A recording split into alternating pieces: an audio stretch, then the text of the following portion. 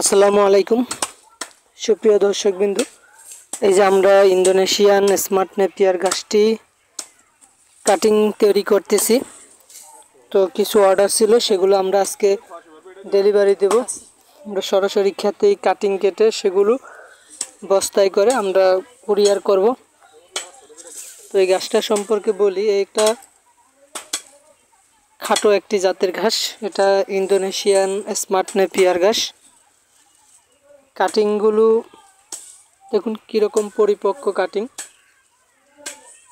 আপনারা যারা এই ইন্দোনেশিয়ান স্মার্ট নেপিয়ার ঘাস গরু এবং ছাগলের জন্য মূলত চাষ করতে চান, তাদের জন্য আজকের এই ভিডিওটি। দেখুন ঘাস কীরকম হয়েছে, এক একটি সোপে অনেকগুলো করে চারা গজায়।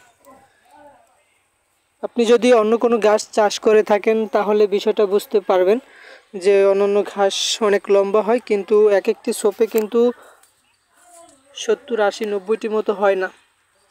কিন্তু আপনি যদি এই স্মার্ট নেপিয়ার গাছটি ভালোভাবে পরিচর্যা করতে পারেন তাহলে 50 থেকে 90টি পর্যন্ত এক একটি সোপে চারা হয়ে থাকে। এক একজনের যত্নের ওপর, মাটির ওপর, রোদ পরে কীরকম তার উপর ডিপেন্ড করে মূলত সোপাগুলা হয়ে থাকে। এটা যত্নের ওপর নির্ভরশীল, কারণ জাত কিন্তু একটাই। কোনো সোপায় 50টা হয়, কোনো ছোটায় 80, 90টাও হয়। তো জাত একটাই, এটা যত্নের ওপর নির্ভর করে আপনার কত কীরকম ঘাস হবে। দেখুন পাতা আর পাতা, সম্পূর্ণ পাতা জাতীয় একটি ঘাস এই ইন্দোনেশিয়ান স্মার্ট নেপিয়ার ঘাস। তো আপনারা যদি কাটিং রোপণ করতে চান তাহলে আমাদের সাথে যোগাযোগ করতে পারেন। আমরা কুরিয়ারের মাধ্যমে সারা বাংলাদেশে এই ঘাসের কাটিংগুলো ডেলিভারি দিয়ে থাকি।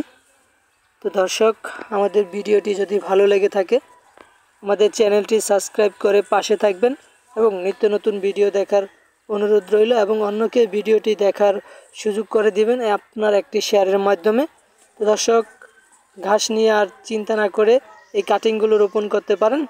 তো ভিডিও দীর্ঘায়ু করব না, সকলে ভালো থাকবেন, সুস্থ থাকবেন। আল্লাহ হাফিজ।